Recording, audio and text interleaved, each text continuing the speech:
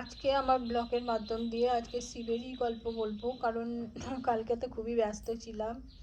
তো বাবা শিবের জন্য কিছু বলা হয়নি। তো আজকে তো হয়ে গেল সন্ধ্যা 6টায় শেষ তিথিটা। তো বলি, তো একটা কৈলাস পর্বতে শঙ্করী একদিন বসে কথোপকথন করছেন, যে এমন সময় শঙ্করকে জিজ্ঞাসা করলেন, দেব কি কর্ম করলে মানে মনুষ্য লোকে ধর্ম, কর্ম, কাম, মোক্ষ এই চতুর্বর্গ ফলাফল লাভ করবে এবং তার নিকট তারা ভালো থাকবে, এই সব জিজ্ঞাসা করলেন। তখন শঙ্করী কে বাবা শিব বললেন যে, হে শঙ্করী, আজ তুমি এ কথা জিজ্ঞাসা করছো কেন? শঙ্করী বললেন, দেব, পৃথিবীতে মানুষ দিন দিন পাপের বোঝা বাড়াচ্ছে, তাতেই দেখছি পৃথিবী থেকে ধর্মকর্ম সব শীঘ্রই লোপ পেয়ে যাচ্ছে। এই জন্য আমি আমার প্রাণ কেঁদে উঠল। হুম আর আপনি একটা এমন কিছু বলুন যেটা করলে মানুষ খুব সহজে তার সর্বপাপ থেকে মুক্ত হবে এবং সব কিছু ভালোভাবে চলবে। তো শঙ্কর মৃদু হেসে বললেন, দেবী, তোমার কথা এখন বুঝতে পারছি, যে মায়ের প্রাণ ছেলের জন্য কাঁদবে, এটা আবার বিচিত্র কিসের? তো কাঁদবেই। শোনো, তাহলে ফাল্গুন মাসের যে কৃষ্ণপক্ষের যে চতুর্দশী তিথি এবং ওই দিনে যে ভয়ঙ্কর রাত্রি হয় তাকেই শিবরাত্রি বলা হয়। ওই শিবরাত্রির দিন যদি কোনো মানুষ উপবাসী হয়ে সমস্ত রাত জেগে ব্রত করে এবং 4 প্রহরে জল ঢেলে আমার পূজা অর্চনা করে, আর তার প্রতি সদা সন্তুষ্ট হয়ে আমি তাকে কৈলাসে স্থান দিই। হে দেবী, এবার এর ব্রতর মাহাত্ম্য বলি শোনো। তখন তাই বলছে আর কি বাবা শিব শঙ্করীকে। তখন বহুকাল আগে বারাণসী ধামে এক ব্যাধ বাস করত। সে খুব বেটে আর তার রং কালো। চোখ দুটো তার তার কটা রঙের হয় না, সেরকম আর কি। তো মাথার চুলগুলো খুব ঘন আর ঝাঁকড়া, স্বভাব খুব ক্রূর এবং প্রাণী হত্যায় তার আনন্দ আর কি। তো একদিন সেই ব্যাগ শিকার করতে গিয়ে সে বন ঘুরে একটাও শিকার পেল না। বাধ্য হয়ে আরও গভীরে জঙ্গলে ঢুকে পড়ল। এমন সময় সে দেখতে পেল একটা হরিণ। তখনই তাকে সে মেরে ফেললো। সেই মরা হরিণটা কাঁধে নিয়ে বাড়ির দিকে চলল। যেতে যেতে রোদে ক্লান্ত হয়ে একটা গাছতলায় শুয়ে পড়ায় ঘুমিয়ে মানে এত হাওয়াতে শান্ত নিরিবিলি একটা গাছতলায় শুয়ে সে ঘুমিয়ে পড়লো। যখন তার ঘুম ভাঙলো, দেখলো তখন সন্ধ্যা হয়ে গেছে। অন্ধকারে কিছুই দেখতে পাওয়া যাচ্ছে না। চারধার একদম পুরো অন্ধকার। তখন কি করলো, একটা খুঁজে একটা বেল গাছ দেখতে পেলো এবং তার উপর উঠেই হরিণটা ডালে বেঁধে দিল এবং নিজে একটা ডালের সঙ্গে ধনুকের দড়ি দিয়ে বেশ করে তার সঙ্গে বেঁধে এবং জেগে বসে রইল। সারাদিন তার এক বিন্দুও জল খাওয়া হলো না। শিকারের জন্য খিদা আর তেষ্টায় তার চোখে জল এলো। শুকনো বেলপাতা তার চোখের জলের সঙ্গে ঝরে ঝরে নিচে পড়তে লাগলো। একটা শিবলিঙ্গ ছিল ওখানে গাছতলায়। সেই শিবলিঙ্গের মাথাতেই সেই গাছের তলায় যে অনেক বহুকাল থেকে আছে সেই শিবলিঙ্গ মূর্তি, তার সেই চোখের জল সহ শুকনো বেলপাতা সেই শিবলিঙ্গের মাথার উপর পড়লো এবং পড়াতে কী হলো, তাহলে শিব চতুর্দশী ব্রত হয়ে গেল। তার ফলে কী হলো, তার ফলে তারপর যখন ভোর হয়ে গেল, সেই মরা হরিণটা নিয়ে নিজের বাড়ি ফিরে এলো। কাউকে রান্না করে তার বউ ছিল, বউকে রান্না করতে বললো এবং রান্না করতে বলে সে স্নান করতে গেল। এবং স্নান করে যখন সে বাড়ি আসছে তখন এক ভিখারির সঙ্গে দেখা হলো। সে ব্যাধের কাছে খেতে চাইলো এবং ব্যাধ সঙ্গে করে তাকে বাড়ি এনে পেট ভরে খাওয়ালো, তারপর নিজে খেলো। সেই ভিখারিকে খাওয়ানোতে তার শিব চতুর্দশী ব্রতের পূর্ণ ফল হয়ে গেল। অমনি ব্যাধ মরে গেল। বন্ধুরা তাকে বাঁধবার উপক্রম করছে। এমন সময় আমার দূতরা গিয়ে হাজির। তাই দেখে যমদূতরা আমার দূতের সঙ্গে ভীষণ ঝগড়া করল। আমার দূতেরা যমদূতকে মেরে তাড়িয়ে দিয়ে ব্যাগকে নিয়ে কৈলাসে এসে হাজির।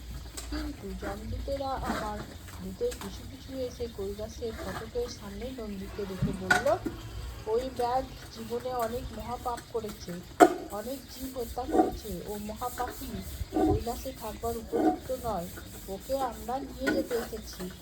নন্দী যমদূতের সব কথা শুনে বলল, হে যমদূতগণ, হে যমদূতগণ, তোমরা যা বলছো তা সত্যি, কিন্তু শিবরাত্রি ব্রতের ফলে ওই ব্যাধের জন্মকৃত যে পাপ ছিল তা দূর হয়ে গেছে। এখন আর ওর উপর তোমাদের কোনো অধিকার নাই। নন্দী সে কথা শুনে যমদূতেরা মনে কৈলাস ত্যাগ করে চলে গেল। হে শঙ্করী, এই ব্রতের এমনই শক্তি। তো ব্রতের প্রভাবে মনুষ্যগণ সর্বপাপ থেকে মুক্ত হবে। তখন শঙ্করী আনন্দের ক্ষেত্রে দেব সমাজে ও ঋষি সমাজে শিব চতুর্দশী ব্রতের মাহাত্ম্য প্রচার করতে লাগলেন ও কালকার এই ব্রত ছড়িয়ে পড়ল। তো এই হচ্ছে আজকের আমার শিবরাত্রির গল্প ছিল। তো বললাম শিবরাত্রির গল্প। এরপরে দেখি কী কাজ আছে সেগুলো করবো। তো ব্রেকফাস্ট আজকে দেখি কী খাবো। আজ ব্রেকফাস্ট কিছু বানাবো না, কালকে রাতেই সব সেইগুলো খেয়ে নেবো। আমার ছেলে তো সকালে বেরিয়ে গেছে, না আমি রাতেই খাবো। আর মোটা তো রুটি থাকলে রুটি খাই, বিস্কিট খেয়ে নেয়, আর তারপরে দুপুরে আবার রাতে ভাত, এই হচ্ছে খাবার।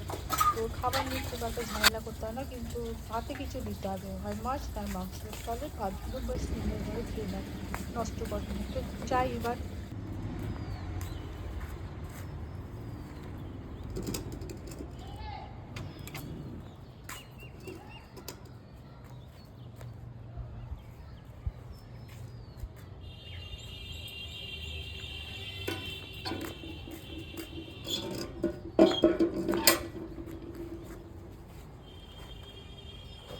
এমন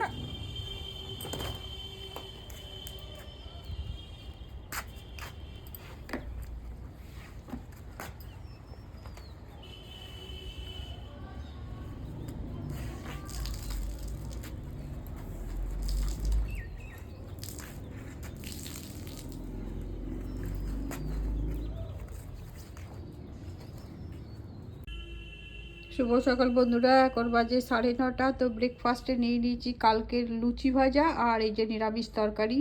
তো পেঁয়াজ খেতে খুব ভালোবাসে, তো আজকে তো আর আমি জল ঢালবো না, কাল ঢেলে দিয়ে চলে এসেছি। তো আজকে আমি পেঁয়াজ খাবো, তো মুড়ি খাবো না, আর এটাই খেয়ে নেবো। তারপর স্নান, পুজো, রান্না যা যা আছে সব শেয়ার করছি। জয় শ্রী সোমু, নমস্কার। আপনারা সবাই কেমন আছেন? আশা করছি সবাই খুব ভালো আছেন। আমার আজকের এই নতুন ভিডিওতে আপনাদের সবাইকে স্বাগত জানাই। আমার পুজো হলো আর এখন বাজে 10:43। তো স্নান তো হলো, পুজো তো হলো, এবার রান্নার দিকে যাব। তো দুপুরে শেয়ার করবো আপনাদের সঙ্গে কী কী রান্না করলাম। শুভ দুপুর বন্ধুরা, এখন আমরা ভাত নিয়ে নিয়েছি গরম গরম, পোস্ত ভাজা আর কুমড়ো আলুর তরকারি। মশলা দিয়ে বানিয়েছি আজকে তরকারিটা, আদা রসুন জিরে মৌরি লঙ্কা এইসব বেটে করেছি পেঁয়াজ দিয়ে। আর এই যে মুগ ডাল ফুলকপি দিয়ে, এটাও মশলা দিয়ে বানিয়েছি। তো আমিও নিয়ে নিয়েছি। আজ কালকে উপোস করার পরে আজকে খুব একটা খিদে নাই আর কি, গা ম্যাচ ম্যাচ করছে। তো আমাদের এই আজকে মা আর ছেলের খাবার। তো সবাইকে শুভ দুপুর জানাচ্ছি। আমরা এখন কুকুরকে খেতে দিতে যাচ্ছি বাইরে।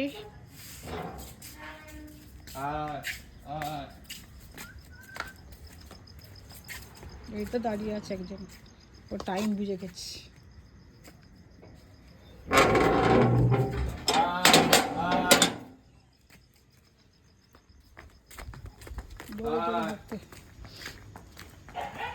যাচ্ছে আমাকে দিয়ে দেখে টাকা পেছনে দেখ আছে, মারপিট লেগে যাবে। সেই চললো সামনে দিয়ে।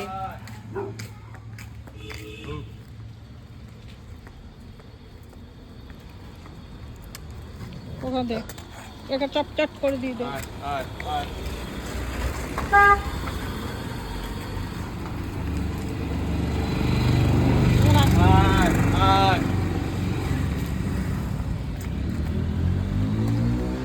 যা তোরটা খা, এইদিকে আসলে মারবো, তোরটা খা। চলে আয়, গাড়ি আসছে, রাস্তা থেকে নেমে আয়, ওখান থেকে আস।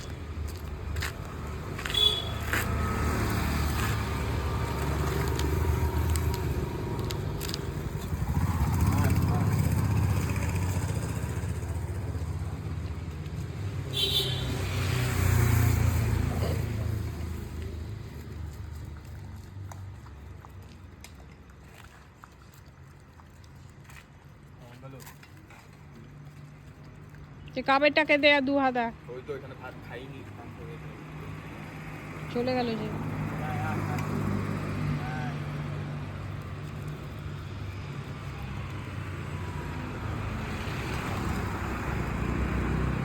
আর ওকে দিবি না আমি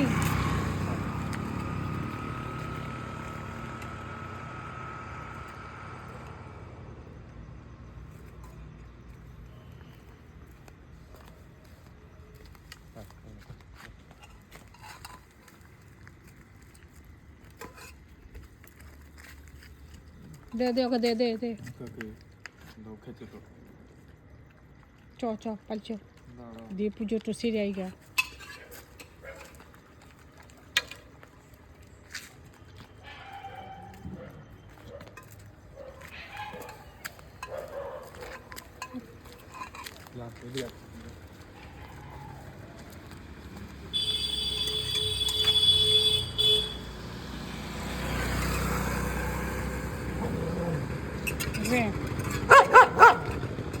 जा जा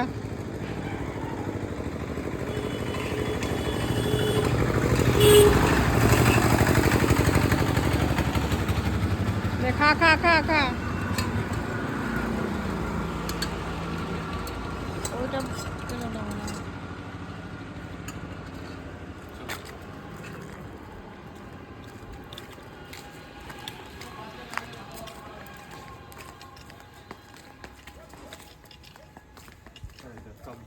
থাক ও খেয়েছে ওদের এদের বাড়িতে মুঠো দু মুঠো যা পেয়েছে খেয়েছে আসবে তো একসঙ্গে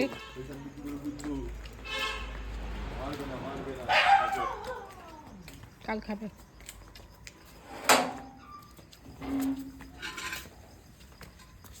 আমাদের খাবার দেওয়া হয়ে গেল বাড়ি চলে এলাম ভিডিওটা যে পর্যন্ত রাখলাম আপনারা সবাই ভালো থাকবেন সুস্থ থাকবেন সাবধানে থাকবেন আর প্লিজ আমাকে লাইক শেয়ার এবং সাবস্ক্রাইব করবেন